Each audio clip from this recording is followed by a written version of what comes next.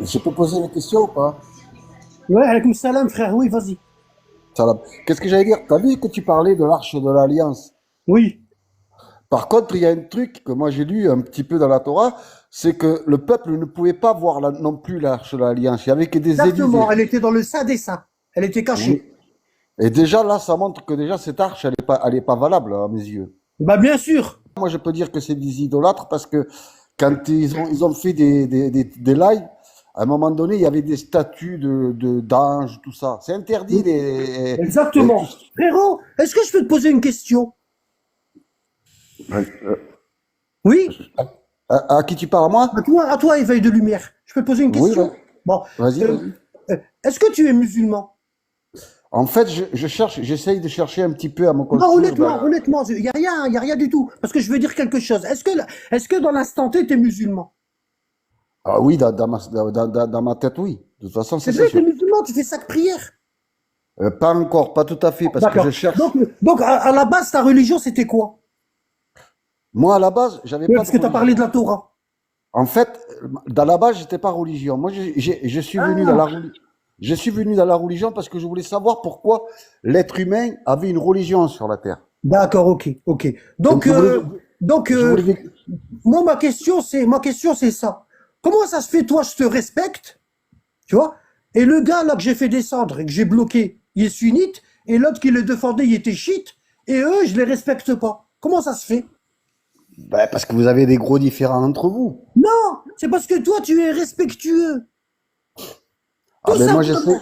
Wallah, Moi, je, moi, je parle avec toi parce que ça se voit comment t'es monté, ça se voit comment tu poses ta question, tu salues, ça se voit que t'es respectueux. C'est pour ça que je te respecte. Toi, tu es mon frère dans l'humanité. Tu vois? Tu vois? Eux, ils sont mes frères dans une étiquette. Ils sont mes frères que dans l'étiquette. Si l'étiquette, elle saute, c'est plus mes frères. Tu vois? ouais, mais le problème, je crois que le problème, ils n'ont pas compris l'histoire du Madid, en fait. Le problème, c'est que le gars, je sais pas si t'étais là, le problème, c'est que le gars, il parle de moi dans ses lives, alors que je le connais même pas, il me connaît même pas, on n'a jamais parlé ensemble, et il dit aux gens, faites attention à un gars qui s'appelle Anabad. Franchement, est-ce que c'est bien de faire ça ou non? Là, je fais Non, appel, là, je suis en train de faire appel à ton cœur, à ce qu'il y a de bon en toi. Est-ce que c'est non. normal qu'on parle de quelqu'un qu'on ne connaît même pas? On n'a même pas cherché à parler avec lui en privé pour voir si vraiment cette Voilà, personne-là, c'est ce que elle j'allais est dire. néfaste. Wallah, Et puis il parle de c'est ce moi. que j'allais dire à Nabad. Wesh. J'allais dire au moins la première des choses avant de parler sur lui, c'est qu'il vient, il cherche à connaître la personne. Pourquoi elle fait ça? Est-ce qu'elle fait ça avec profit? Est-ce qu'elle dit la vérité? Est-ce qu'elle a des sources? Dans quoi elle se base, etc. Exactement. Alors lui, Et quand il a, regarde. Alors, ça c'est la meilleure. Ça, franchement, c'est, comme ils disent, le pompon sur la Garonne. Il parle de moi sur mon dos. Mon frère, il l'a attrapé dans un live. Il est en train de parler de moi. Non, il parle sur moi, sur mon dos. Il me connaît même pas, ni Dev, ni Dada. Il a jamais parlé avec moi. Il est jamais venu dans un de mes lives. Il me connaît même pas et il parle sur mon dos. Bon, moi je le fais monter. Je le fais monter. Bon, moi forcément je suis énervé. Hein, je me dis, le bon Dieu, il me l'a ramené dans mon live. Le bon Dieu, il me l'a ramené dans mon live. Tu vois? Bon, je suis énervé. Et il me dit, tu dois respecter tes invités. Je l'ai même pas invité, premièrement. C'est lui qui il a demandé à monter, je l'ai accepté. Bon. Et, et il me dit, tu dois respecter tes invités.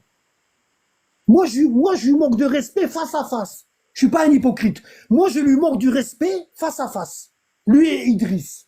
Je leur manque de respect face à face. Je parle pas sur leur dos. C'est le Je peux monde à poser, l'envers. je peux poser une question là-bas. Oui, vas-y. Comment ça se fait que les gens tout le monde, bon, il y a beaucoup quand même de musulmans qui croient au Mahdi. Comment ça se fait en connaissant l'histoire à peu près, hein, on n'a pas dit on la connaît entière, mais en connaissant à peu près ce qu'il doit faire, en connaissant son histoire, comment encore les musulmans entre eux arrivent à se disputer et à pas s'entendre et à pas faire la paix et à laisser Dieu dire, divulguer la vérité de ce qui doit être dit. Tu veux que je te dise comment? Tu veux que je te dise comment ça se fait? Bon, regarde, je vais te faire un petit dessin. Ta question, elle est très pertinente. Regarde, je vais te faire un petit dessin. Dans toute histoire de l'humanité, il y a toujours, bon, des gens qui écrivent l'histoire. On les appelle des historiens. Déjà, les musulmans, ils connaissent pas. 99% des musulmans, et quand je te dis 99, mon chiffre, il est pesé. Hein. Il est pesé. Hein. 99% des musulmans, ils ne connaissent rien à l'islam. Tu sais pourquoi? Non. Parce qu'ils disent qu'ils ont un prophète illettré. C'est ce que j'ai entendu dire. Donc ils lisent pas. Parce que c'est une sunna, selon eux, c'est une tradition, c'est une sunna prophétique de ne pas étudier. Parce que le prophète il était illettré. Bah, il faut étudier un peu pour savoir de quoi ça parle, les choses. Donc, sur 99% de musulmans illettrés, combien il y en reste qu'ils ont étudié? Sur 99% de musulmans illettrés, combien il y en reste qui sont lettrés? 1%. 1%. Mais ça, c'est pour mieux manipuler les croyants qu'ils ont fait ça. Oui, attends, on va y arriver, t'inquiète. Tu vois, 1%. Sur les 1% de lettrés, il y a deux groupes. Sur les 1% de lettrés, il y a deux groupes. Il y a le groupe numéro 1 et il y a le groupe numéro 2. Le groupe numéro 1, c'est les sunnites. Et le groupe numéro 2, c'est les chiites. D'accord? Bon. Ces 1% là, ce 1% là de lettrés, les sunnites, ils en détiennent 80% de savants sunnites et il y a 20% de savants chiites. On est d'accord? Ouais. Bon. Les hadiths chez les sunnites, ils ont été falsifiés. Parce que l'imam al-Mahdi, comme dans la Torah, comme dans la Bible, comme dans l'Évangile, c'est 12. 12 tribus d'Israël, 12 apôtres et 12 imams après la mort du prophète. C'est 12. D'accord? Bon. Et les sunnites, ils veulent pas qu'on sache qu'à la mort du prophète, il y a 12 imams. Donc, qu'est-ce qu'ils ont fait? Ils ont falsifié les textes. Ça veut dire qu'il y a un imam par peuple, alors. Non, c'est un imam après l'autre, de père en fils. D'accord. Jusqu'à la fin des temps. D'accord? D'accord. Bon. Donc chez les sunnites, la majorité des hadiths sur le dernier imam qui va venir avec Jésus, l'imam al-Mahdi, la majorité des hadiths, ils ont été falsifiés. Tu vois? Ils ont caché comme quoi que il va avoir 12 imams, tu vois, et que le dernier sera celui qui va rétablir tu vois, ici. Regarde, Bukhari. Pendant que je parlais, j'étais en train de chercher. Tu vois, Bukhari, tome 4, hadith 7222, 7223. Jabir ibn Samura, il dit, j'ai entendu le prophète dire qu'il y aurait 12 émirs. 12 après sa mort. Et il ajouta des paroles que je n'ai pas entendues. Mais mon père m'a dit que ces paroles étaient tous seront de Quraysh. Tu vois? Alors là, on a un hadith où le prophète il dit le chiffre 12. Hein? Allah, il a fait le chiffre 12 très important. 12 tribus. S'il y a une 13e tribu d'Israël, elle ne vient pas de Jacob. D'accord? Hein? S'il y a une 13e tribu d'Israël, parce que Israël, c'est Jacob. Bon. Si quelqu'un il vient et il dit il y a une 13e tribu d'Israël, elle ne vient pas de Jacob. C'est de la falsification. C'est comme chez les chrétiens, ils disent il y a 13 apôtres. Ils disent Paul, c'est le 13e apôtre. Il n'a pas vu Jésus. Tu vois? Ils disent ça les chrétiens. Bon. Il y a 12 apôtres. C'est toujours 12. 12. D'accord? Allah, il nous a dit ça pour nous, comme il n'y aura plus de prophètes, pour nous préserver de l'erreur, Allah, il nous a dit, attention, suivez toujours le chiffre 12. Il va vous ramener au bon endroit. le chiffre 12. Et là, chez les sunnites, il dit, le prophète il a dit des trucs que j'ai pas compris, j'ai pas entendu, tu vois. Et dans des autres hadiths, il dit, j'ai pas compris. Le prophète il a dit des choses et j'ai pas compris, tu vois. Et ici, il dit, j'ai pas entendu, tu vois, hein. Bon. Maintenant, je te pose une question. Bon. Est-ce que les 12 imams, ils concernent toute la communauté musulmane? Normalement, oui, ça Oui, englobe. bon. Donc, si le prophète, il devait nous expliquer les choses, il devait nous donner de la science pour reconnaître les 12 imams. Il l'aurait dit à une seule personne ou il l'aurait dit à tout le monde dans la mosquée? À mon avis, il aurait dû avertir tout le monde, non?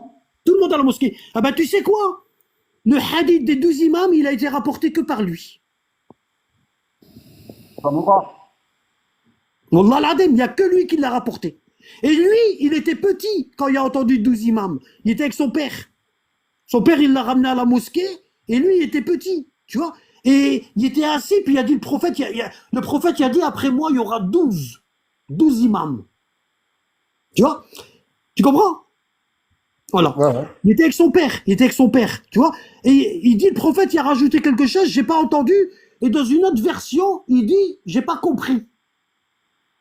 Et j'ai demandé à mon père, et mon père, il m'a dit, ils seront tous de Quraysh. Ça veut dire, ces 12 imams-là, ils vont venir de n'importe quel arabe. Le prophète, il les a pas vraiment désignés. C'est pour ça, chez les sunnites, tous les ans, il y a des nouveaux Mahdi. Ils sont explosés. Tu vois? Parce que chez les sunnites, le Mahdi, il n'est pas défini. Il n'est pas défini. Ça peut être n'importe quel arabe. Et pour toi, ça serait quoi pour toi, le Mahdi? C'est un arabe, c'est quoi? Bah, 12 imams descendants du prophète, bien sûr. Ça veut dire que la descendance du prophète est toujours vivante sur la terre. Pas ceux-là, pas tous. Tu sais, regarde, je t'explique un truc. T'as vu les 12 tribus d'Israël? Oui. Bon. Il y en avait parmi les fils de Jacob qui ont fauté, ils ont fait des fautes. Ouais, ouais. Tu le sais. Tu le sais. Oui, oui, oui. Bon. Ils n'étaient pas tous pieux. Regarde, Adam, il y a eu Caïn et Abel. Caïn, il a tué Abel. Et pourtant, ils viennent d'un prophète. D'accord? Ça veut dire que ces 12 imams-là, ils vont descendre du prophète Mohammed. La descendance du prophète Mohammed, elle sera immense. Elle sera très, très grande. Et dans cette descendance-là, il y en aura 12 qui vont être désignés par Dieu. Les autres, non. En fait, c'est une lignée spécifique. Voilà. Comme mon frère y a dit, ils sont définis. Nous, on sait c'est qui le 12e imam. C'est pas comme les sunnites, ils cherchent qui ça peut être. Il doit venir là-bas, on le connaît pas. Nous, on sait c'est qui. On connaît son père, on connaît son grand-père, on connaît son arrière-grand-père, on sait quand est-ce qu'il est né. Regarde, j'allais lui expliquer. Bon, maintenant, je vais t'expliquer pourquoi je te dis ça. Regarde. Maintenant, est-ce que tu as compris jusqu'à maintenant? Ouais, ouais, je comprends. Bon. Le dessin que je t'ai fait ici, je t'ai expliqué que 99% des musulmans, ils connaissent rien à la religion. Ils font la prière, c'est tout. Dès que tu fais un débat avec eux, ils te disent, ouais, moi, je suis pas savant, je connais pas. Comme le gars tout à l'heure que j'ai fait monter, là. Tu vois? Il m'a dit, ouais, mais là, on est en train de discuter, c'est pas un débat. Je lui ai dit, si, moi, je vais faire un débat avec toi. Il m'a dit, moi, je connais pas, hein. Tout de suite, il a dit ça. Parce qu'il savait très bien que j'allais l'allumer. Il le savait. Tu vois? Bon. Lui, il faisait partie des gens là, celui que j'ai descendu là. Il était ici, parmi les ignorants. D'accord? Bon. Les 1% de lettrés qu'ils ont étudié, il y a 80% de savants sunnites. Parmi ces 80% là, il y en a qui mentent. Et il y en a, ils sont pas au courant. D'accord? Hein? Et il y a 20% de chiites, eux, ils savent c'est qui les 12 imams. Et ils connaissent le Mahdi. Ils savent exactement où est-ce qu'il est né, quand est-ce qu'il a été occulté, le nom de sa mère, le nom de son père. Ils nous Tu vois? connaissent alors, du coup. Oui, ceux-là, ceux ici, les 20% des 1%, les 20% des 1%, ils savent. Ça veut dire très très peu. D'accord? Bon. Maintenant, je vais t'expliquer un autre truc. Écoute bien. Comme à chaque fois qu'il y a un prophète qui meurt, que ce soit dans la Torah, que ce soit dans l'Évangile, ou que ce soit dans le Coran, à chaque fois qu'il y a un prophète qui meurt, il se passe deux choses. Il y a deux choses qui se passent. D'accord? Bon. il y a un coup d'État pour le pouvoir, d'accord? Et le livre divin, il est falsifié. Que ce soit la Bible, que ce soit la Torah, l'Évangile ou le Coran, les trois, ils ont été falsifiés. D'accord? Pourquoi ils ont été falsifiés? Pour le pouvoir. Parce qu'il y a Ouais. toujours une partie d'hypocrites qui veulent prendre le pouvoir et qui utilisent la religion pour s'enrichir. Ça a D'accord? toujours, Ça a et ça toujours sera. été. Ça a Voilà. toujours été. Et ça sera tout le temps. Regarde ici, par exemple, dans le Coran, ici, par exemple, dans le Coran, Allah, il dit, n'as-tu pas vu l'histoire des notables parmi les enfants d'Israël lorsqu'après Moïse, ils dirent à un de prophètes parmi eux, désigne-nous un roi, le pouvoir. Désigne-nous un roi. D'accord? Bon. Pour que nous combattions dans le sentier d'Allah. Il dit, et si vous ne combattiez pas, lorsqu'on va vous désigner un roi, et si vous ne combattez pas, quand le combat vous sera prescrit, ils dirent, et qu'aurions-nous à ne pas combattre dans le sentier d'Allah alors qu'on nous a expulsés de nos maisons et qu'on a capturé nos enfants? Et quand le combat leur fut prescrit, ils tournèrent le dos, sauf un petit nombre d'entre eux. Et Allah connaît bien les injustes. Et leur prophète leur dit, voici qu'Allah vous a envoyé Talout. C'était un roi, c'était le premier roi. Talout, c'était le premier roi des enfants d'Israël, le premier, avant David et Salomon. Lui, c'est le premier roi. D'accord? Voici qu'Allah vous a envoyé Talout pour roi. Ils dirent, comment régnerait-il sur nous? Nous avons plus de droits que lui à la royauté. Bon, qu'est-ce que tu as compris? Tu as compris qu'ici, la tribu des enfants d'Israël, elle demande à leur prophète un roi. Et quand Dieu il leur donne un roi, ils n'en veulent pas. Ils veulent Ouais. que le roi il soit désigné parmi eux. Nous avons plus le droit à la royauté que lui. Pourquoi? On ne lui a même pas prodigué beaucoup de richesses. Donc il ne peut pas être roi. Nous, on veut un roi qui est riche. Il y a que Dieu qui choisit, c'est pas eux qui vont choisir de toute façon. En fait, ils veulent un roi riche. Pourquoi ils Ouais, veulent mais un roi, pourquoi ils ils veulent veulent un un roi roi riche? ils veulent Pourquoi un ils veulent un roi. roi riche? Pour en profiter.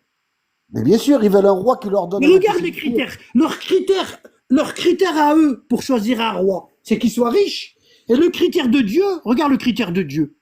Il dit, Allah vraiment l'a élu sur vous et a accru sa part quant au savoir et à la condition physique. Quand Allah il désigne quelqu'un, automatiquement, il va désigner quelqu'un qui a du savoir, qui a de la science et qui est fort. Tu vois, comme David lorsqu'il a battu Goliath. D'accord? Ok, ouais. Ils en veulent pas. Ils veulent pas de ce roi-là. Ils en veulent pas. Hein? Et en plus, leur prophète, il leur dit, hein, il leur dit quoi? Et leur prophète leur dit, le signe, comme quoi Talout a été désigné par Dieu, le signe de son investiture, c'est que le coffre, l'arche d'alliance, va vous revenir. Objet de quiétude, inspiré par votre Seigneur, et contenant les reliques de ce que laissèrent les familles de Moïse et la famille d'Aaron. Le bâton de Moïse, les tablettes qui ont été cassées, tout ça.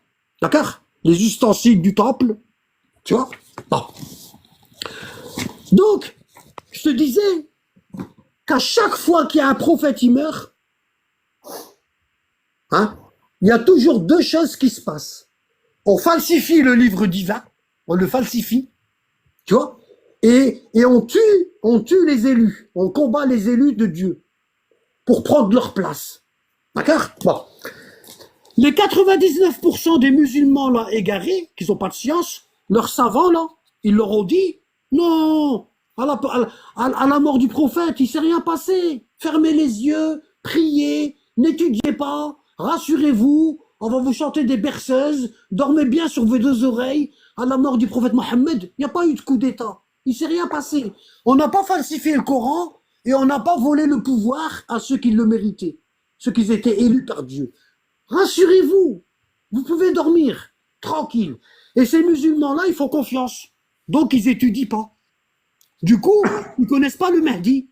Pour le peu qu'il y a un homme, il sort et il dit « je suis le Mahdi », ils le suivent comme des chiens. Ils suivent un nonos. Tu vois? Pourquoi? Parce qu'ils n'ont aucune science. Ils savent pas.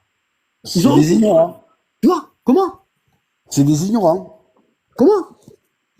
C'est des ignorants, ils savent pas, ils Des savent rien. ignorants, oui. Oui, des ignorants. Tu vois? Et ici, leur prophète, il leur a dit quoi? Il leur a dit, il y a un signe. à chaque fois qu'Allah il désigne quelqu'un, il lui donne un signe. Et ici, le signe, c'est l'arche d'alliance. Tu vois? Le coffre.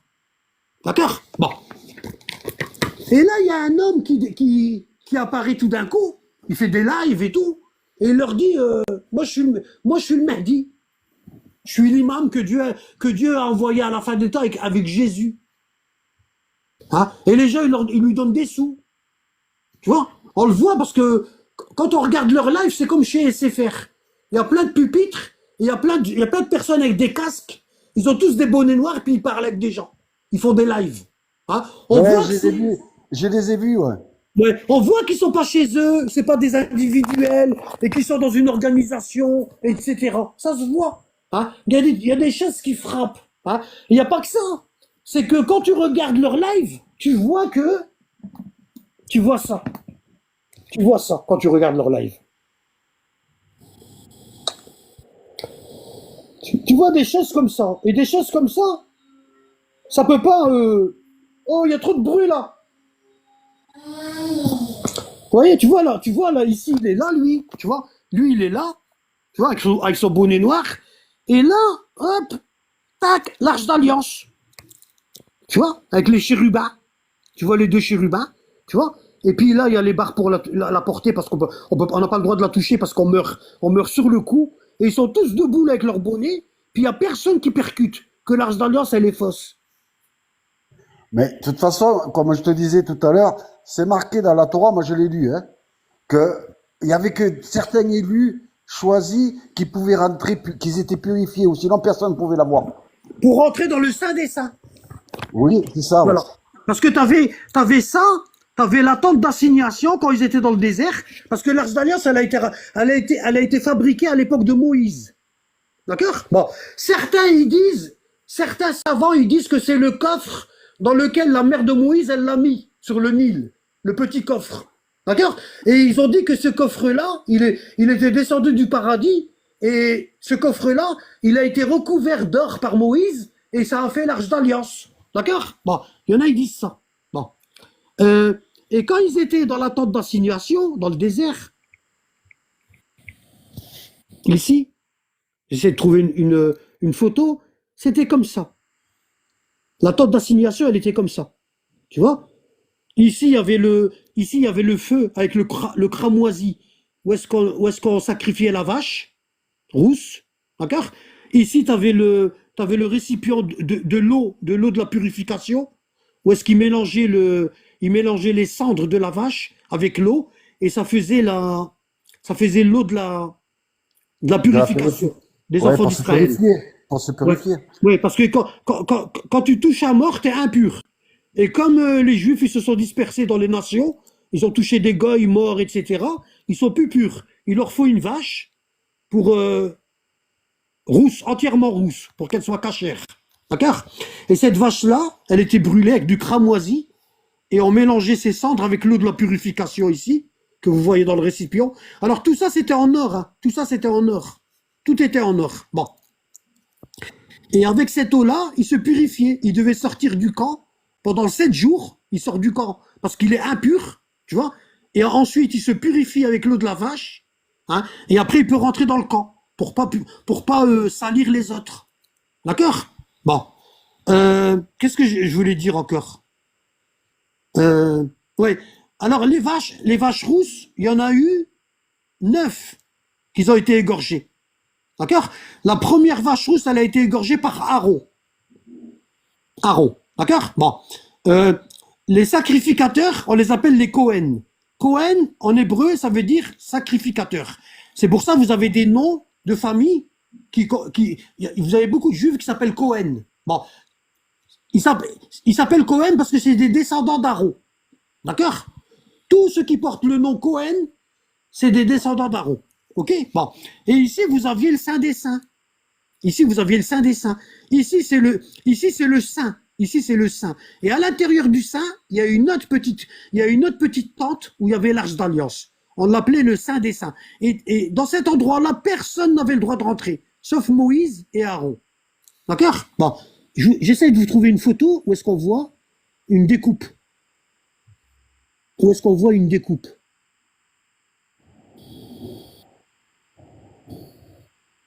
Ah, ici.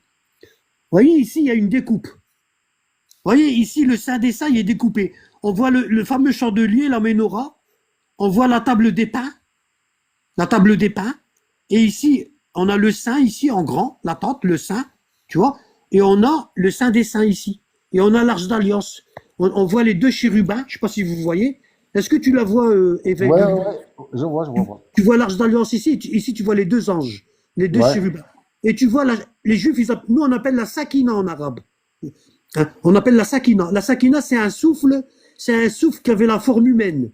Il y avait la forme humaine. Bon, d'accord. Et là, les Juifs, ils appellent la Shekinah. Voilà. Et ils appellent ça la présence divine. Tu vois. Et aujourd'hui, ils disent que la Shekinah, elle est au pied du mur des lamentations. C'est ce qu'ils disent. Hein. Bon, tu vois. Bon. Et ici, vous voyez la Sakina qui monte au ciel. Tu vois. Ça, c'est l'Arche d'Alliance. Il n'y a personne qui a le droit de rentrer dedans. C'est interdit. Il n'y a que le Cohen. Et les Cohen, c'est les descendants d'Aaron. On est d'accord? Voilà. Bon. Et on nous a dit que chez les musulmans, quand le prophète y est mort, tous ses compagnons, ils sont devenus musulmans. Et c'est les meilleurs des hommes. Poussez-vous, il n'y a rien à voir. D'accord? Poussez-vous, il n'y a rien à voir. Bon. Moi, tu vas me dire, Anabat, tu as été sunnite pendant 40 ans. Comment ça se fait que tu t'es pas aperçu de... Tu t'es pas aperçu de... Comment on peut dire ça, éveil? La supercherie. La La supercherie. supercherie. Bon, la supercherie. Tout simplement, je me suis pas aperçu de la supercherie parce que j'avais pas la bonne méthodologie. Je vais te donner un exemple. Tu vois? Je vais te donner un exemple. Bon.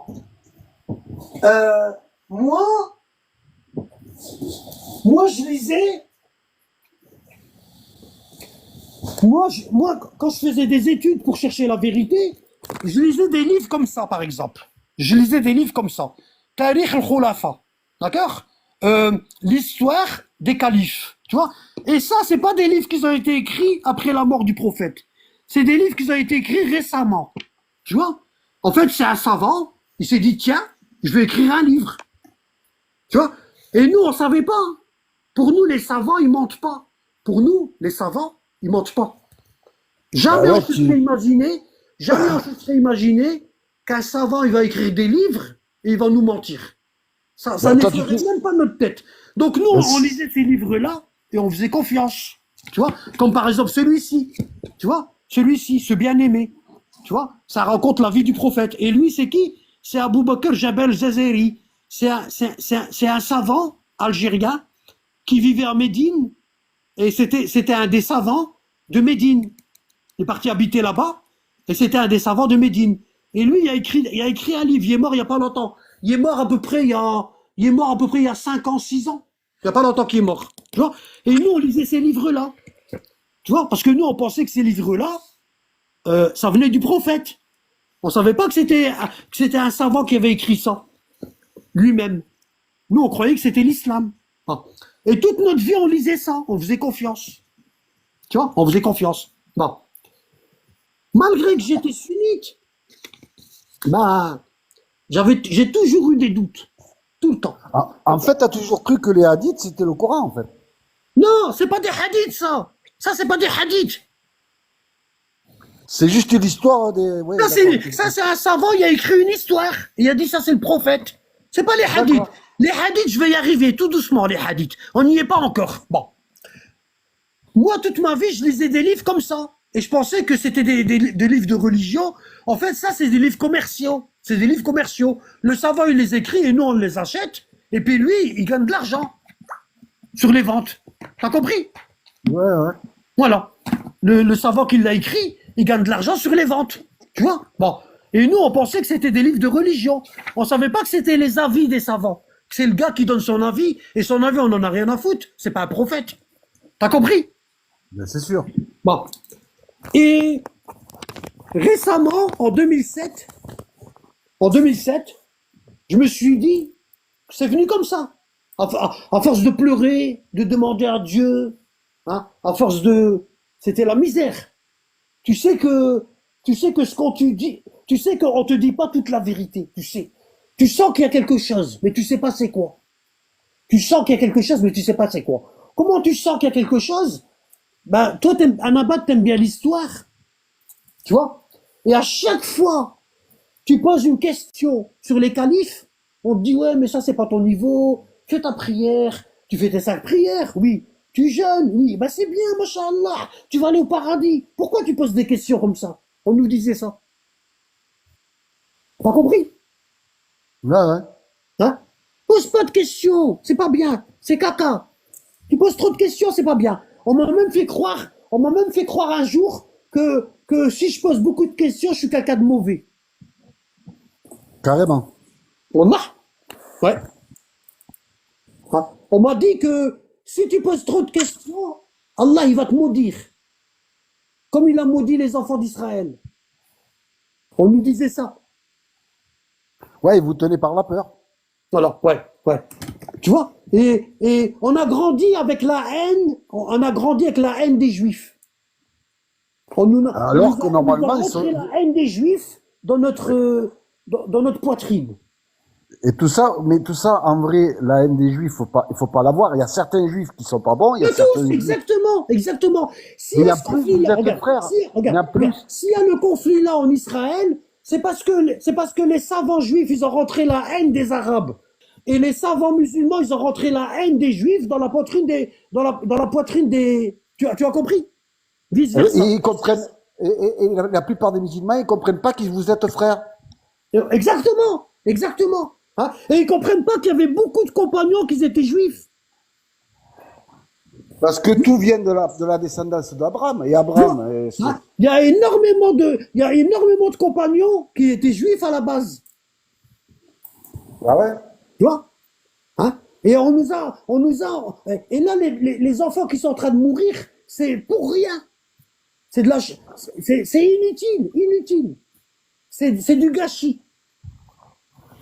Mais c'est du massacre, c'est énorme ce qui se passe. Tu vois? Pourquoi? Parce que, à cause de la haine. Hein? Et la haine, là, qui est-ce qui nous met cette haine-là? Les savants. Les savants, le prophète, il nous a dit à la fin des temps, les pires des créatures divines qui sont abritées par les cieux seront les savants.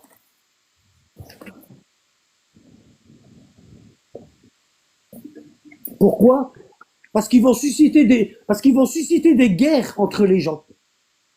Tu vois? Ils vont leur expliquer la religion différemment. Tu vois? Ce qu'on appelle de l'endoctrinement. Ils vont endoctriner les gens.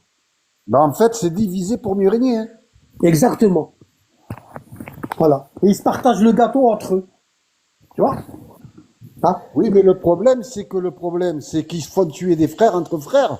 Exactement. Tu vois? Tu peux trouver des vidéos où il y a des savants salafistes avec des savants d'Égypte, avec des savants soufis, ils sont en train de manger ensemble, ils discutent et tout, tu vois? Et pourtant, ils sont tous dans un groupe différent.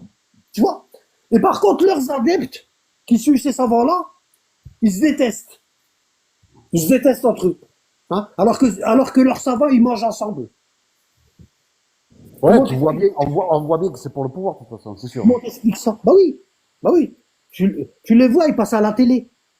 Dans les pays arabes, les savants, ils passent à la télé. Et en Oui, plus, ils gouvernent pas comme il faut. tu vois? Donc on nous a Parce que dit, normalement, ils devraient. on nous a dit qu'après la mort de Noé, les descendants de Noé, ils sont divisés. Après la mort d'Abraham, les descendants d'Abraham, ils sont divisés. Après la mort de Jacob, ils sont divisés. Après la mort de Moïse, ils sont divisés. Après Salomon, ils sont divisés. Après Jésus, ils sont divisés. Ils sont tous divisés. Mais Mohammed, après sa mort, ses compagnons, ils sont tous devenus bien.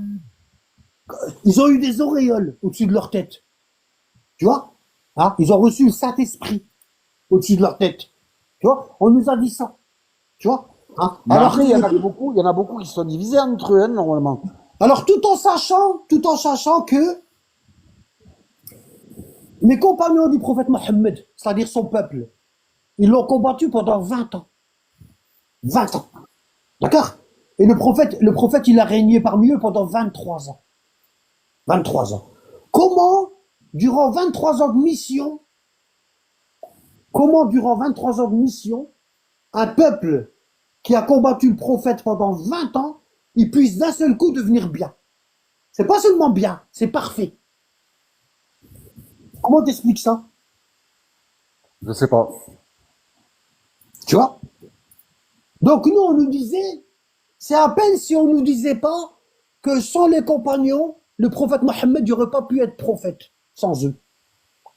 Ah, C'est ce qu'on nous carrément. disait. C'est ce qu'on nous disait. Ah, ils sont forts quand même. On nous disait que c'est grâce à Abu Bakr que le prophète y avait des sous. Sans Abu Bakr, le prophète, il n'y aurait rien. Ça veut dire que pour eux, Dieu n'a pas de pouvoir. Exactement. Et on nous disait que le prophète, il s'est trompé plein de fois et c'est son compagnon Omar qui l'a rectifié. C'est fort. Tu vois? Puis on nous croyait, hein, on y croyait.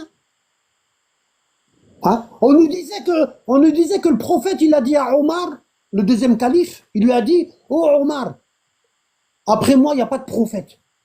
Mais s'il y en avait eu un, ce serait toi. Tu vois? Ça veut dire quoi? Ça veut dire avec ce hadith-là qui a été inventé, hein, ça veut dire que ce hadith-là, il donne tous les droits à Omar. Eh oui, ça lui donne de l'importance. Il lui donne même le droit de changer la tradition prophétique à sa guise. Ouais. Tu comprends? Ah, mais c'est un vrai film de comique, cette histoire. Ouais. Alors moi, comment je suis arrivé là? Je te dis, en 2007, en 2017, il s'est passé un truc dans mon environnement et je me suis dit, je vais aller acheter je me suis dit, j'ai réfléchi, regarde, je me suis dit, Anabad, t'auras jamais la vérité. Ah, t'auras jamais la vérité. Parce que là, t'as le prophète, tu vois, et t'as ses compagnons,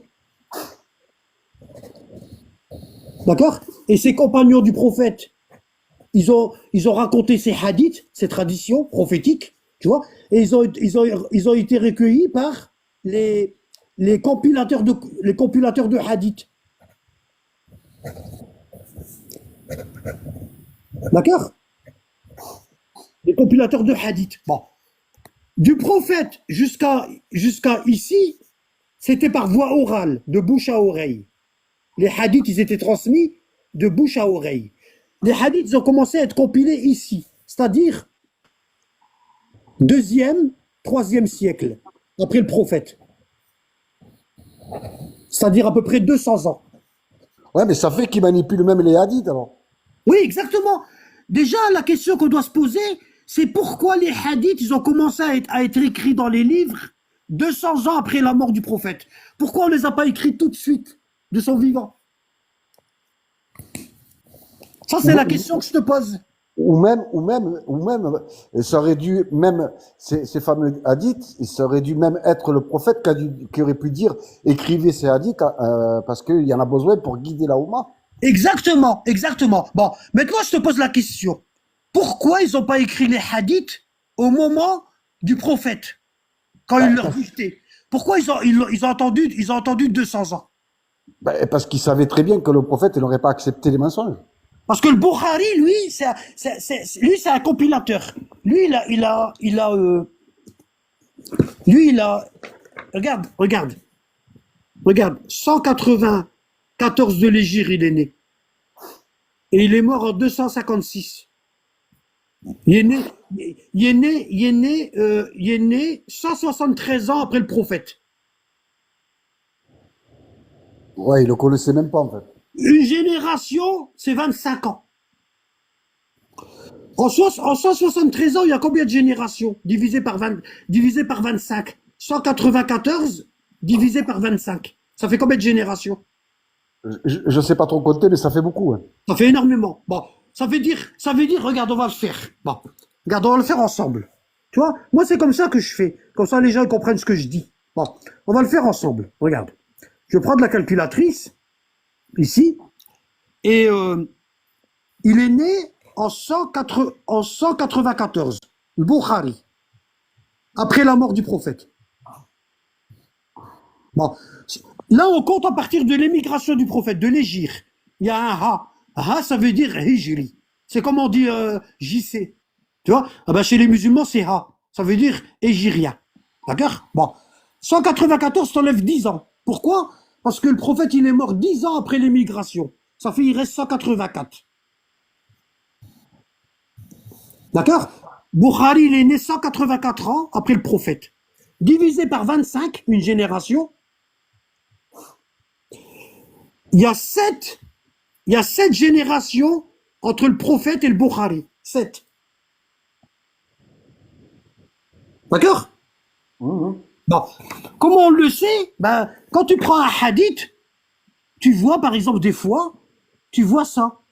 Attends, je vais te montrer une chaîne de transmission où est-ce qu'il y a 7 générations.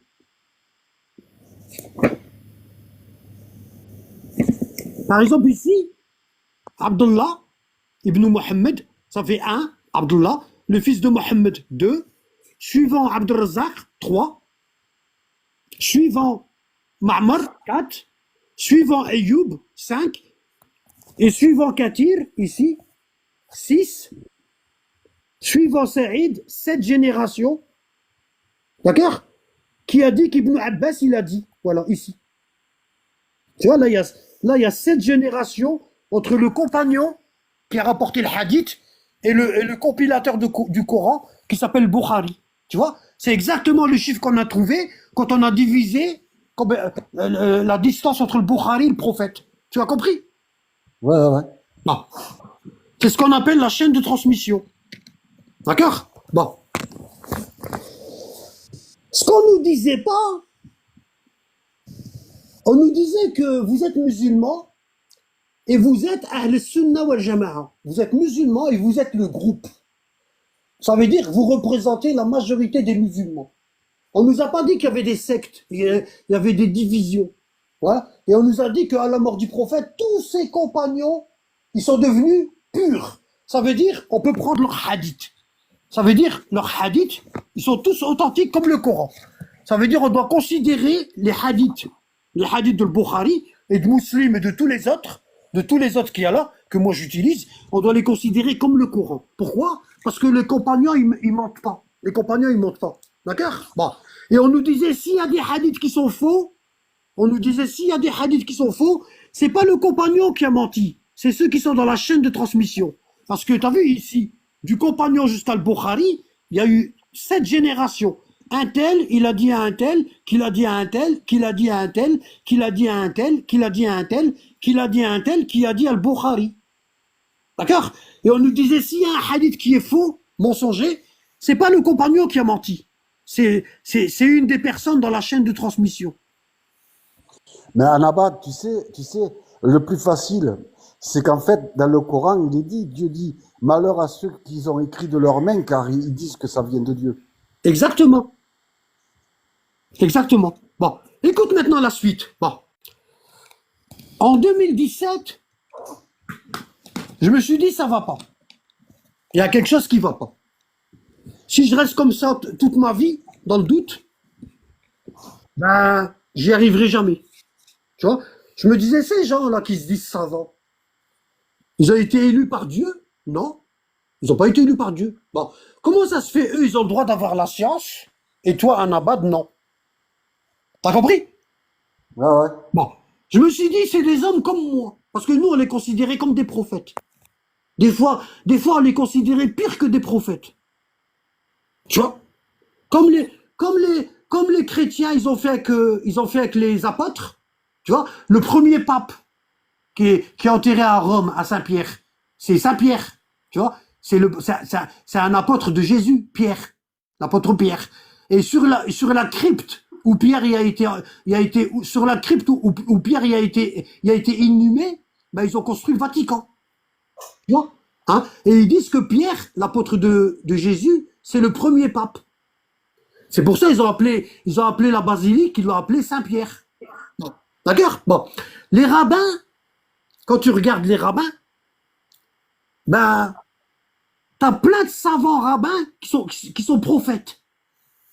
Tu vois? Alors que c'est pas des prophètes. Mais on les a appelés prophètes. Tu vois? Bon, Ouais, parce qu'en fait, ils ont tellement de science qu'ils les ont pris pour des prophètes, quoi. exactement, exactement. Bon. Ben chez nous, c'est pareil. Chez nous, c'est pareil. On nous disait, tous les compagnons, c'est des saints hommes. Et toute personne qui critique un compagnon, elle va en enfer.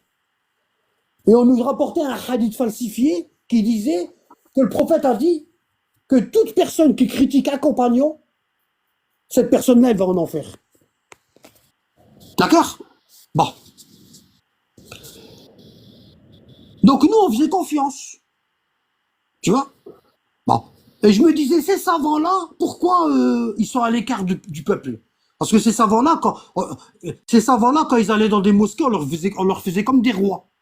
Tu vois? Ils étaient d'abord invités, ils mangeaient un mechoui, tu vois? Hein? Ils se reposaient bien, et nous, on entendait dans la mosquée, qu'ils viennent nous faire un discours. Pendant qu'on entendait, eux, ils étaient en train de manger derrière. Tu vois? Hein? Tu vois? Comment je le sais? Parce qu'une fois, j'ai été invité. Tu vois? Et j'ai mangé avec eux. Pendant que les musulmans, ils entendaient dans la mosquée. Hein? Et certains musulmans, ils ont même pas mangé. Hein? Parce qu'ils avaient peur de rater le discours du savant. Tu vois? Donc ils sont sortis de chez eux sans manger pour pas rater le discours. En Alors fait, que, ça fait le même système que le Vatican, en fait. bah oui, pareil. Oui, les castes. Tu sais, c'est comme chez les hindous. Ils ont aussi ça. Ils ont le système de caste. Tu vois? Tout en bas, t'as les chiffonniers qu'on appelle les intouchables. On les appelle intouchables parce qu'ils sont sales. Tu vois? Et après, t'as la caste etc.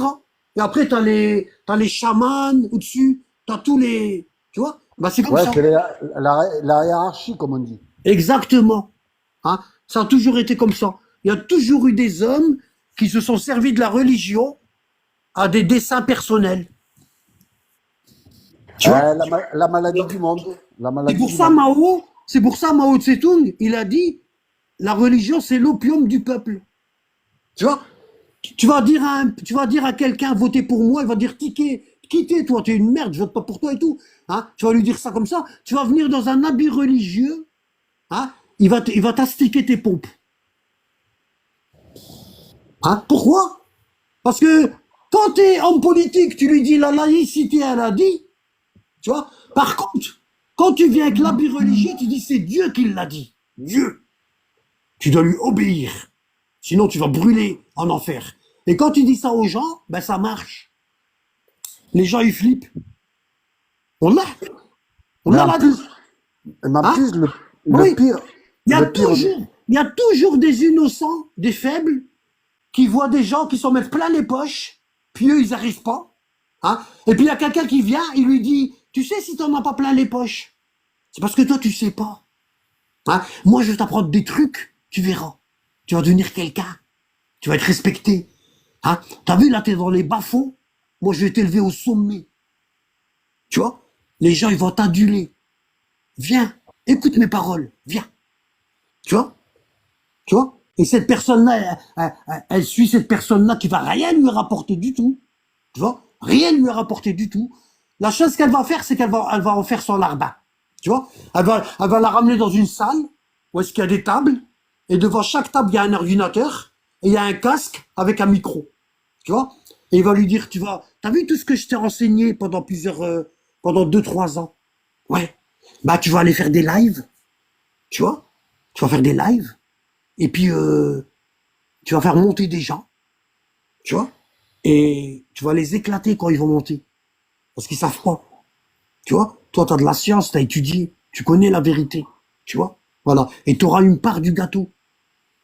Tu auras une part du gâteau, tu vois. Hein? C'est comme, où j'avais vu ça? Ouais, Karate Kid, tu vois. Karate Kid, tu vois. Il savait pas se défendre, tu vois. Et puis sa mère ou son père, ils l'ont pris, c'est un vieux japonais, c'est un vieux chinois, tu vois, maître Yang ou je sais pas quoi. Puis ils lui ont dit, apprends-lui à faire du karaté, tu vois. Et le maître chinois, sa palissade, elle est toute vieille. il lui faut un coup de peinture. Tu vois? Hein? Et la première journée quand Karate Kid il va voir son maître, sa mère elle va le ramener là-bas, son maître il va lui dire quoi? Il va lui dire, t'as vu le seau là-bas? Oui, je l'ai vu. Va le chercher. Et le Tio il va chercher le seau. Et il lui dit, tu sais ce qu'il y a dedans? Non, je sais pas. Bon, pose-le. Et le Tio il pose le seau. Il lui dit, t'as vu là-bas sur la table, il y a un pinceau. Va le chercher.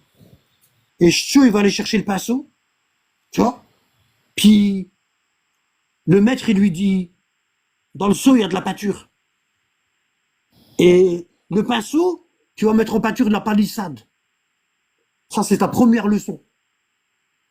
Et Tio il se dit, c'est quoi le rapport entre pas de la palissade et puis faire du karaté? Bon, je vois pas. Et son maître, il lui dit, c'est normal. T'as pas reçu la sagesse de Bouddha. Tu vois?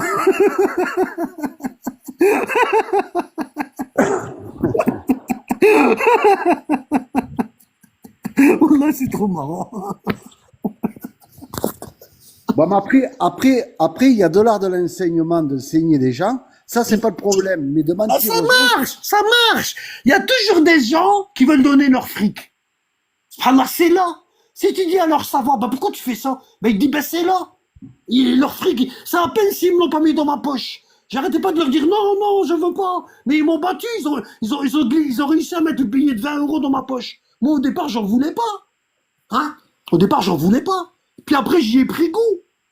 Hein? J'ai pris goût après. Regarde, je vais te montrer un verset du Coran. Regarde, regarde. Je vais te montrer un verset du Coran. Écoute, regarde ça. Ça résume tout ce que je suis en train d'expliquer là. Regarde.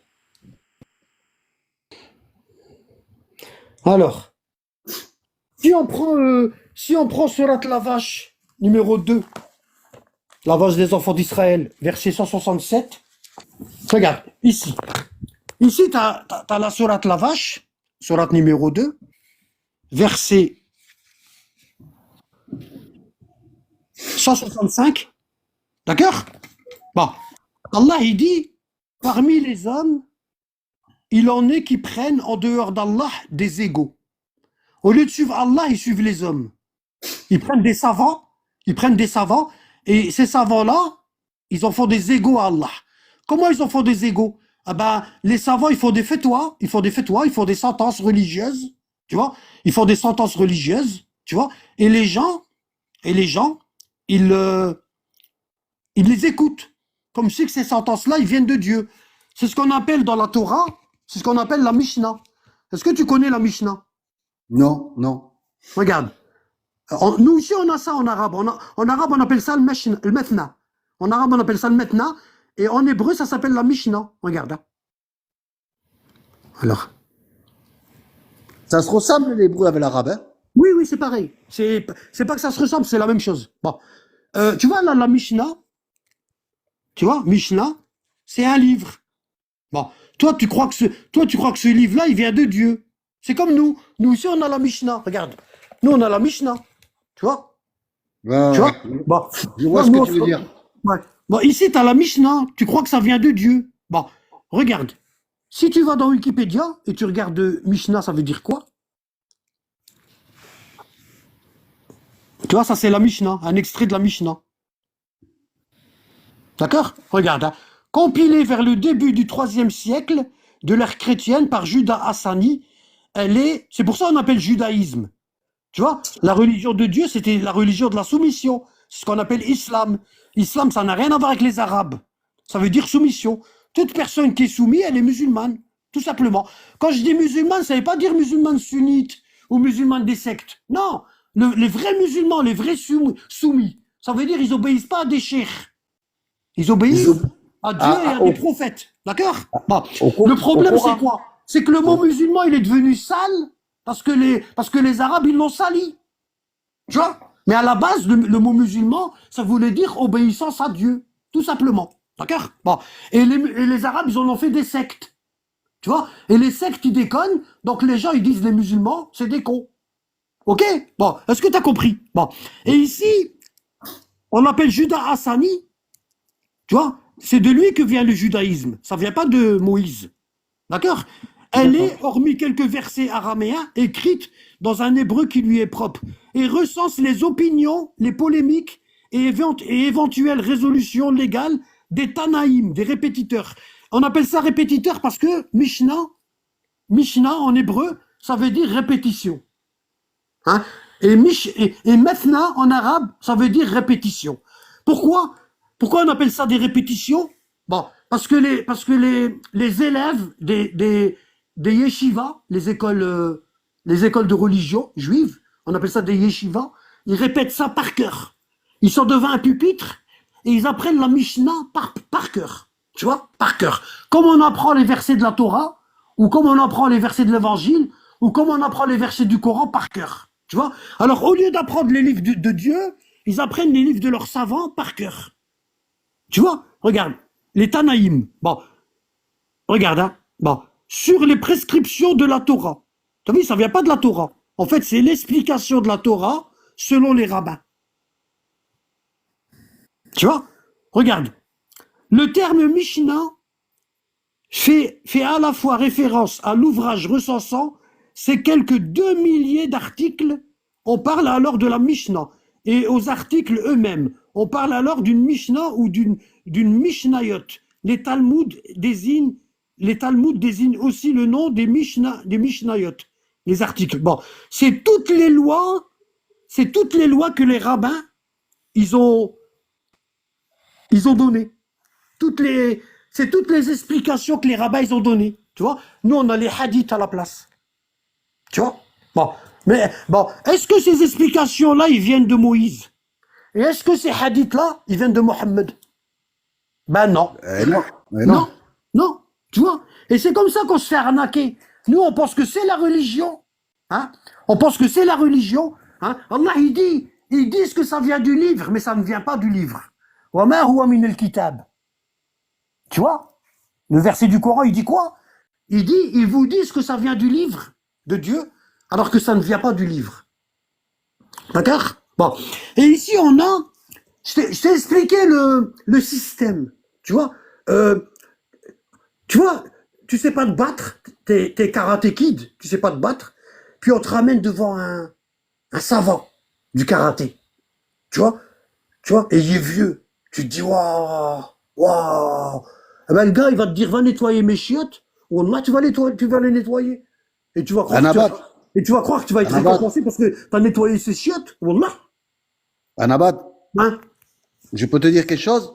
Ouais, vas-y. Moi, pour moi, t'as vu l'eau de Zenzem, Zemzem, comme ils ouais. appellent? Ouais. Eh ben, pour moi, pour la punition qu'ils vont avoir ces gens, il n'y en aura plus. Et la mosquée, elle risque de tomber et personne ne pourra la relever à part un seul qui peut-être sera élu. Et puis Ah, c'est ben comme c'est ça que ça va arrivé. commencer. Ben c'est arrivé. La Kaaba que le prophète y a construit, on l'a pu. Elle a été détruite par les Omeyyades. La Et Kaaba là, que il leur tu manque. vois, la Kaaba que tu vois aujourd'hui, c'est pas celle du prophète. C'est une autre.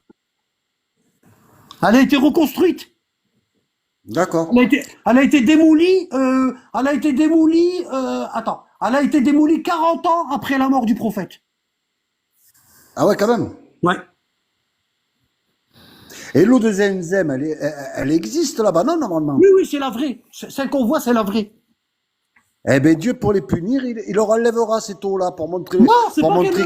c'est pas qu'il leur enlèvera. C'est qu'elle les guérira pas. Ils peuvent en boire des litres, ça leur fera rien du tout. Tu as compris? Bon, Ouais, mais pour démontrer. je te lisais dans la sourate 2, verset 165, et parmi les hommes, il en est qui prennent en dehors d'Allah des égaux. Pourquoi? Parce que ces égaux-là, ces savants-là, ils leur écrivent des livres, et ils leur disent ça, c'est des fatwas, d'accord? C'est la Mishnah, c'est comme quand si tu tapes le Talmud, regarde, c'est pareil, hein, nous on a la même chose, hein. Les musulmans aussi, ils ont leur Talmud. Regarde, si tu tapes le Talmud, ici, regarde, hein.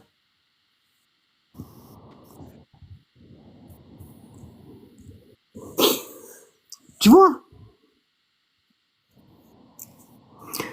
Tu vois? Alors, attends, parce que maintenant, c'est plus. C'est drôle, hein, on dirait que Wikipédia, il change. Tu vois, là, t'as un rabbin, il est en train d'écrire le Talmud. Regarde, le Talmud, d'accord? Il y a deux. Dans le Talmud, il y a quoi? Il y a la Gemara et il y a la Mishnah. D'accord? La Gemara et il y a la Mishnah. Bon. Et, et le fait de réciter le Talmud, on appelle ça la halaqa. Et nous aussi, eux, les Hébreux, ils disent, les Juifs, ils disent la halaqa, et nous, on dit la halaqa. La halaqa, ça veut dire le halq, ça veut dire la répétition, la prononciation. D'accord? Bon, regarde là. Bon. Tu vois, le Talmud existe en deux versions qui se complètent. La première a été compilée au IIe siècle, tu vois. Ça veut dire Moïse était mort depuis longtemps, tu vois, dans les académies talmudiques de la terre d'Israël, notamment en Galilée, et elle est appelée Talmud de Jérusalem. Il y a le Talmud de Jérusalem et il y a le Talmud de Babylone, en souvenir de la ville, alors fermée aux Juifs, etc., etc. Bon, la seconde version, sous le nom de Talmud de Babylone. Il y en a deux. Bon.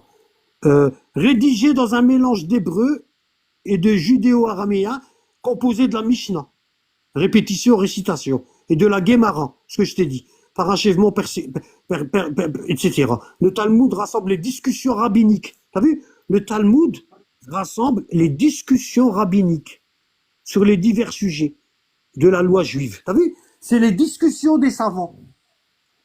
Ça vient pas de la Torah, de Dieu. C'est la discussion des savants. C'est comme nous. Nous aussi, on a la même chose. On a ça. Regarde. Regarde, on a pareil. Tu vois, on a ça. On a ça. Tu vois, un livre comme ça, Tafsir Jalalain, discussion, explication du Coran. Tu vois, et ici, on a le Coran, en petit. Et ici, on a les discussions des savants. Tu vois, ça fait partie du livre divin. Et ça vient des hommes. Tu vois? Et on a comme ça. Ils te disent le verset là, il a été révélé pour ça, il a été révélé pour ça, il s'est passé ça, il y a eu ça, l'autre il a dit ça, il est parti chez lui, il lui a dit ça, et il est revenu, il a dit, ben ils ont dit ça, tu vois? Voilà. Mais ça vient pas de Dieu, ça. Ça vient des hommes. Tu vois? Ce qui vient de Dieu, c'est ça. Tu vois? Ben, c'est pareil, c'est la même chose. Tu vois? Le En fait, prophète, ce il a qui dit- se passe, le ce qui se prophète, passe, c'est qui, tu sais, Anabat, ce qui se passe là, ouais, ce que tu viens de me dire, ouais. c'est qu'ils veulent enlever dans le cœur des gens que la présence de Dieu en nous, qu'il y a un esprit de Dieu qui est en nous. Tu vois? Bah oui, c'est eux qui ramènent la guerre. Parce que en donnant chacun son avis, ils se sont divisés. Tu vois? Hein? Et en se divisant, ils ont créé des écoles. Tu vois? Et j'ai perdu le verset. Attends 2 minutes. Hein. Euh, attends. Ouais. J'étais au verset 165 de la sourate La Vache. Tu te rappelles? Oui, oui. Ouais. Regarde ce qu'il dit. Regarde le verset 165. Il dit, parmi les hommes, il en est qui prennent en dehors d'Allah des égaux. Alors c'est qui les égaux en dehors d'Allah? Leurs savants, leurs rabbins, leurs imams, leurs cheikhs, hein, et leurs évêques, en dehors de Dieu. Bon, ça veut dire quoi? Ça veut dire tout ce que leurs rabbins, leurs évêques et leurs cheikhs, ils leur disent, bah, ils prennent ça comme si que ça venait de Dieu. Alors ça ne vient pas de Dieu. D'accord? Bon, regarde, hein. Les égaux à Allah. Les aimants, comme on aime Allah. Ils aiment leurs savants, comme on doit aimer Allah. Ça veut dire l'amour qu'ils doivent donner à Dieu, ils le donnent à leurs savants.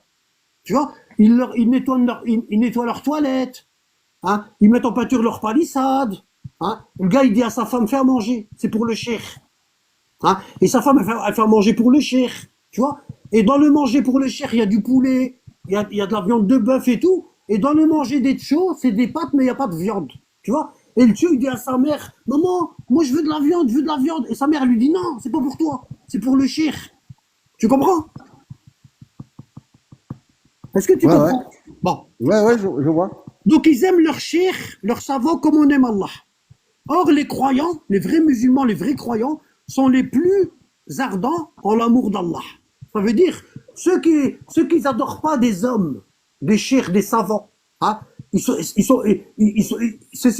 ceux qu'ils aiment le plus Dieu.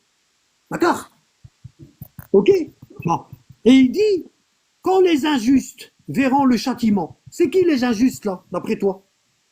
Ben, c'est Chir, là. Non. Attends, hein, attends. Ouais, voilà. Quand les injustes verront le châtiment, c'est qui les injustes? Ben, ceux qui se prennent pour les savants d'Allah. Et ceux qui les ont suivis. Oui, mais bon, après ceux qui les ont suivis, s'ils sont dans l'ignorance, qui se sont laissés un peu Non, mal non, non. guidés. Là, t'es en train d'expliquer de toi-même. Explique pas de toi-même. Le verset, il va te le dire. T'as vu, là, t'es en train de faire comme t'es en train de faire comme les cheikhs et les rabbins. T'es en train de donner ton avis. Tu vois? Alors que depuis tout à l'heure, on est en train de dire que il faut pas donner son avis dans la religion. Les prophètes, ils ont déjà tout ramené. Il n'y a pas besoin d'en rajouter. Tu vois? C'est comme si Moïse y a ramené la Torah aux enfants d'Israël, puis il leur a dit, bon, l'explication, démerdez-vous. Hein. Moi, Dieu il m'a dit de ramener la Torah, je voulais ramener. Maintenant, pour l'explication, démerdez-vous. Est-ce que tu penses que Moïse a dit ça à son peuple? Ben non. Est-ce que tu penses que Jésus il a dit à ses apôtres, je vous ai rapporté l'évangile, démerdez-vous avec. Moi, je donne pas d'explication. Ben non, t'es obligé d'expliquer Ah ce que oui. ça veut dire, quand même. Sinon, à quoi il sert le prophète? Autant faire Ah, descendre rien. la Torah directement du ciel, son bonhomme. C'est clair. Hein? Il faut toujours un livre et un professeur. C'est obligé. Le livre, c'est le livre divin et le professeur, c'est le prophète. Que ce soit Jésus, Moïse ou Mohammed. On est d'accord? Hum. Bon. On n'a pas besoin des savants. Est-ce que Allah y a dit, est-ce qu'Allah il nous a dit, je vais vous faire descendre un livre de ma part, hein? Et il y aura un prophète qui va venir avec ce livre. Il va vous apprendre à le réciter, mais attention, ce prophète-là, vous n'allez pas le comprendre. Hein? Ah bon?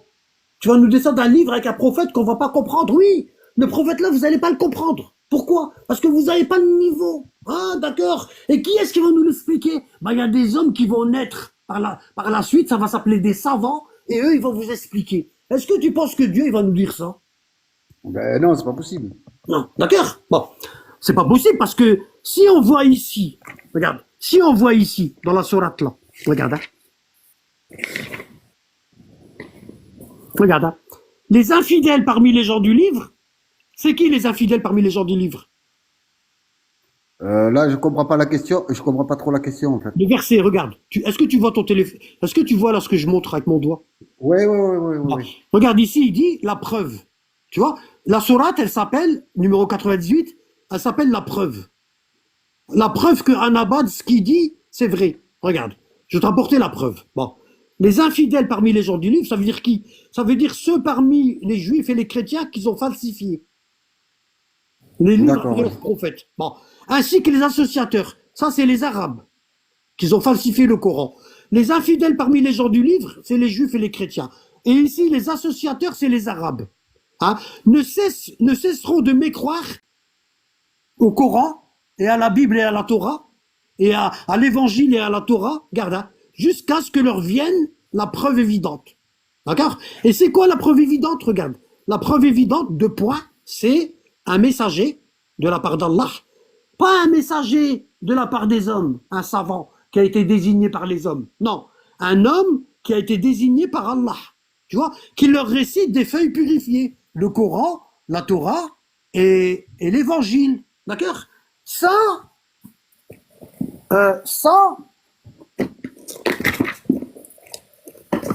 c'est pas purifié. Ça, c'est le Coran. Ça, c'est pas purifié. Pourquoi? Parce que c'est l'explication des hommes qui viennent pas de la part d'Allah. Ils ont été désignés par les hommes. T'es avec moi? Ouais. Bon, d'accord? Bon. Donc ici, on a un messager qui vient de Dieu, qui récite des feuilles purifiées.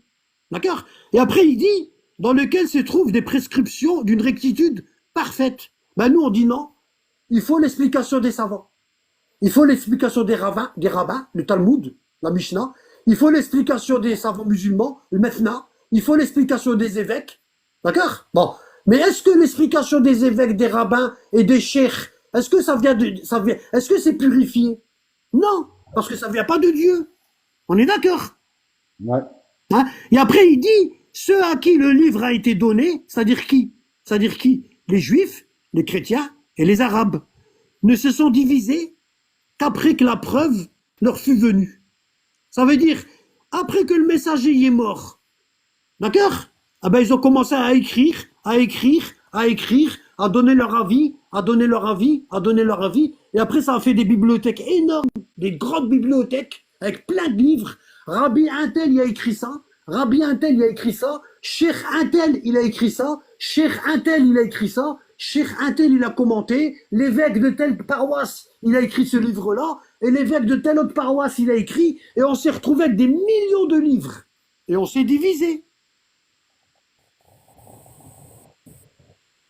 Tu comprends? Ouais, ouais. C'est obligé de se diviser avec tout ça.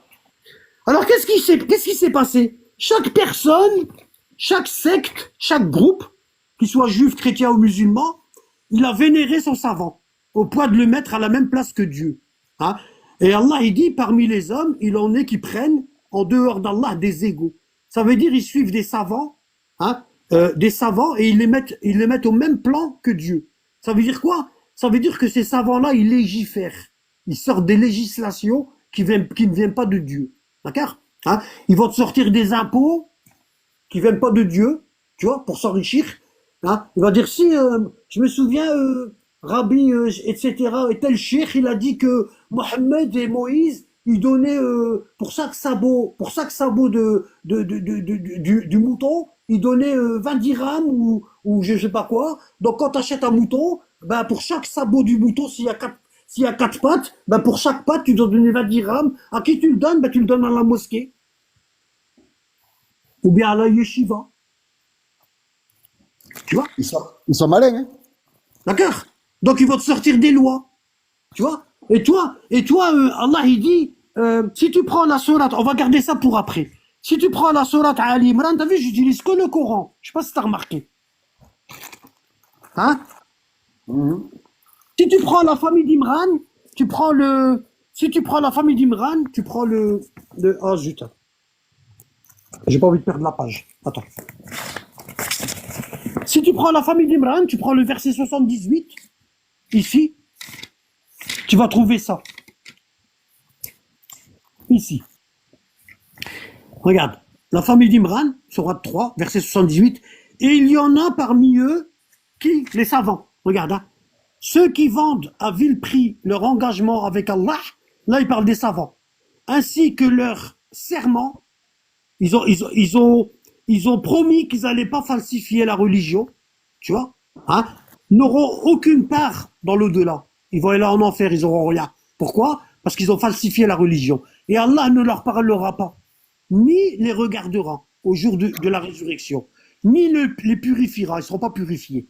Et ils auront un châtiment douloureux. 77. 78, écoute bien. Et il y a parmi eux, parmi les savants, juifs, chrétiens et musulmans, hein, qui roulent leur langue en lisant le livre divin, en lisant la Torah, l'évangile et le Coran, pour vous faire croire que cela provient du livre divin. Tu vois? Ils vous font des fatwas, hein, alors qu'il n'est point du livre, ça ne vient pas de Dieu. C'est leurs avis à eux pour s'enrichir. Tu vois, hein? Et ils disent, ceci vient d'Allah, ceci vient de Yahvé, de Jéhovah, ceci vient de comment on appelle ça? Bref. Tu vois, hein? Alors qu'il ne vient point d'Allah. Ils disent sciemment des mensonges contre Dieu. Alors ils vont vous écrire des livres, vos savants, des livres de hadith et de fatwa. Ils vont vous écrire des livres de fatwa, ils vont vous écrire des Talmuds, tu vois, ils vont vous écrire des évangiles, hein, et des épîtres pauliennes, tu vois, et ils vont vous dire que ça vient de Dieu, mais ça vient pas de Dieu, ça vient d'eux. Pourquoi? Pour s'enrichir, tu vois. Quand tu dis mettez-vous à la queue leu, tu vois, hein, tu vois qu'ils sont tous dispersés dans la cour. Et tu leur dis, mettez-vous à la queue leu, l'un derrière l'autre. Et puis tu regardes, il n'y a personne qui bouge. Personne. Tu vois? Hein? Par contre, si tu leur dis, Dieu a dit, mettez-vous à la queue leu, tu vois, c'est comme Jacques a dit. Jacques a dit, levez-vous, tu te lèves. Jacques a dit, asseyez-vous, tu t'assis. Jacadi a dit, grattez-vous l'oreille droite. Tu te grattes l'oreille droite. Grattez-vous l'oreille gauche. Ah, il se gratte. J'ai pas dit Jacadi. Tu vois? Ah ben, c'est comme ça, nos savants. Tu vois? Ils sont en train de jouer avec nous à Jacadi. Tu vois? Hein? D'accord? Et ils nous disent que Jacques, c'est Dieu, alors que Dieu, il a jamais dit ça. Ça, c'est toi qui dis, c'est pas Jacadi. C'est toi. Tu as compris? Ouais, en fait, c'est des bons artistes de cinéma. Exactement. Hein? Et les gens, ils les aiment. Plus nos savants, ils nous disent Jacadi, plus on les aime. Regarde. Et parmi les hommes, il en est qui prennent en dehors d'Allah des égaux. D'accord? À lui. En les aimant comme on aime Allah. Or, les croyants sont les plus ardents en l'amour d'Allah. Quand les injustes, ça c'est à la fin des temps, l'enfer et le paradis, quand les injustes verront le châtiment, ils sauront que la force tout entière est à Allah et qu'Allah est dur en châtiment. Hein?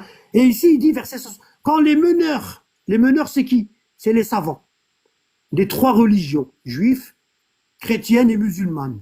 Quand les meneurs désavoueront les suiveurs, les meneurs, quand Dieu il leur a dit, il va leur dire, pourquoi vous écriviez des livres? Et puis vous disiez que ça vient de Dieu, alors que vos livres ne venaient pas de Dieu. Pourquoi vous disiez aux gens que vos livres ils viennent de Dieu? Hein? Et pourquoi vous en avez mis plein les poches? Pourquoi vous aviez des villas à 1000 mètres carrés? Pourquoi? Pourquoi vous aviez des tables? Hein? Il y a un savant en Arabie Saoudite qui a montré la table de sa salle à manger. Wallah al-Azim, il y avait au moins 30 personnes qui pouvaient s'asseoir autour. Hein? Et le journaliste d'Al Jazeera, il lui disait, comment vous avez, tu l'as fait fabriquer sur mesure? Hein? Et le cheikh, il lui a dit, ben là, les ouvriers l'ont fabriqué à l'intérieur du salon, parce qu'on n'aurait pas pu la faire rentrer. Ils l'ont fabriqué chez moi. Ils ont ramené les outils et ils l'ont fabriqué chez moi. Tellement la table, elle est grande. Hein? Avant, il lui a dit, ben, vous êtes payé par le gouvernement et tout. Il dit, non, non, ça c'est avec les livres que j'écris. Je suis auteur. Et les gens, ils achètent mes livres. Hein? Et mes livres, ils sont traduits, ils deviennent des best-sellers. Hein? Comme le livre Ne sois pas triste. Le livre Ne sois pas triste du savant saoudien qui s'appelle, comment il s'appelait le savant saoudien? Il s'appelle comment? Celui qui a écrit Ne sois pas triste. J'ai oublié son nom. Ça va me revenir. Ben lui, il est devenu millionnaire grâce au livre-là. Attends. Je vais taper livre Ne sois pas triste. Je le connais parce qu'il est venu une fois à Paris. Il a été accueilli en prophète à la mosquée. Regarde, tu vois, Aïd al-Qarni, voilà. Tu vois, juste j'ai tapé le début, il m'a donné. Tu vois, regarde, Ne sois pas triste. Et c'est Aïd al-Qarni qui l'a écrit. Il l'a écrit il y a plusieurs années, tu vois, et là, il est à 21 € dans Amazon. Et il n'y a pas un musulman que tu rentres chez lui où tu ne trouves pas le livre là. En anglais, en italien, en français, en arabe. C'est devenu un best-seller. Tu vois? Voilà. Et c'est comme ça qu'il nous... Alors il nous dit, ceci vient de Dieu, ce livre-là, alors qu'il ne vient pas de Dieu. Et ici, Allah, il dit, quand les meneurs, c'est-à-dire les savants qui ont écrit des livres, se désavoueront des suiveurs, les savants, quand ils vont voir l'enfer, quand ils vont voir qu'ils vont aller en enfer, ils vont dire à leurs adeptes, à leurs partisans, ils vont leur dire, nous, on vous a rien demandé. Ils sont devant Dieu, hein. Ils sont devant Dieu. D'un côté, il y a les suiveurs, les adeptes, et de l'autre côté, il y a les meneurs. Tu vois? De l'autre côté, il y a les meneurs. Les meneurs, c'est les savants, et les suiveurs, c'est leurs disciples. D'accord?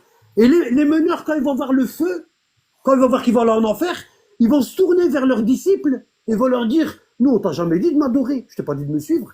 C'est toi qui venais dans ma chaîne YouTube, tu mettais des likes et tu partageais et tout. Est-ce que je suis venu chez toi et je t'ai dit, suis-moi et donne de l'argent et prêche les gens à moi? Est-ce que je t'ai dit ça? Hein? Et les suiveurs, les adeptes, ils vont dire, t'es culotté, chir, t'as pas honte? T'as pas honte? Tu mens comme ça? Hein? Alors que quand tu venais dans les mosquées, on courait après toi, et jamais tu nous as dit que le livre que tu as écrit, ça vient pas de Dieu. Tu nous as jamais dit ça. Nous, on t'a cru, tu vois. Et regarde. Quand les meneurs désavoueront les suiveurs, à la vue du châtiment, donc les savants, quand ils vont voir le feu, ils vont dire à leurs adeptes, nous, on vous a rien demandé, hein. C'est toi qui me faisais des likes dans ma chaîne YouTube. Hein, ça m'a donné des abonnés, etc. Et grâce à toi, je suis passé à la télé. Et je suis devenu un grand savant, et je faisais des conférences dans le monde entier, et j'écrivais des livres, et tout le monde y achetait mes livres. D'accord? À la vue du châtiment. Regarde, les liens entre eux seront brisés. Brisés. Ils s'aimeront plus. Les meneurs, ils aimeront plus les suiveurs, et les suiveurs, ils aimeront plus les meneurs. Va dire à un suiveur maintenant sur Terre, ton cheikh, il déconne. Tu vas voir, il va te dire, t'es mécréant. Toi, t'es mieux que cheikh, toi, tu connais mieux que les savants. Oh, c'est grave ce que tu es en train de dire. Tu sais que tu es en train de parler d'un savant, là. Hein? Je donne pas cher de ta vie. Peut-être ce soir, Dieu, il va te tuer. Tu vas mourir ce soir. Repends-toi. Ou alors il va te tuer lui-même. Ouais, ça c'est si je suis dans un pays arabe. En France, c'est plus difficile. Tu vois? Bon. Tu vois? Donc les savants, ils vont dire aux suiveurs, nous, on vous a rien demandé, hein. C'est vous qui nous invitez chez vous.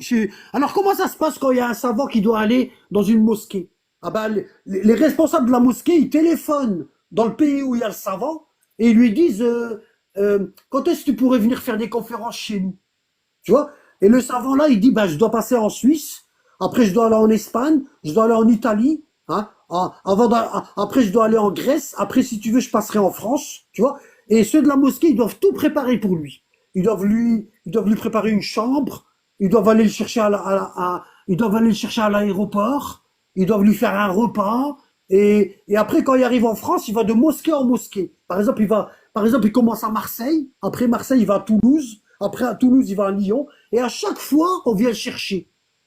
Il n'y a pas, tu réserves le train, ou quoi que ce soit, ou t'attends à la gare pendant 1 heure. Non, non, non, non, on vient le chercher. C'est Tu des vois? stars. C'est des Hein, stars. on lui porte ses bagages, on les met dans le coffre, on lui fait des bisous. Tu vois? On vient le chercher. Puis quand on rentre avec lui à la mosquée, on est content. Regardez qui je suis. Regardez qui je suis. Tu vois? Et c'est vrai ici quand tu dis aux gens, ouais, mais eux c'est des meneurs, ils vont se désavouer de vous le jour du jugement dernier. Vous les avez substitués à Dieu. C'est pas des dieux. Vous en avez fait des divinités. D'accord? Quand les meneurs désavoueront les suiveurs à la vue du châtiment, les liens entre eux seront brisés.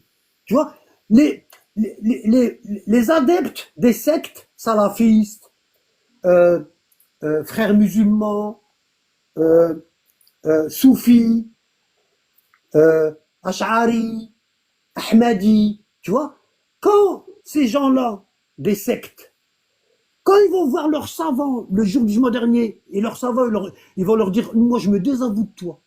Moi, je t'ai jamais dit de te prendre, moi, je t'ai jamais dit de me prendre comme une divinité. C'est toi qui m'as adulé.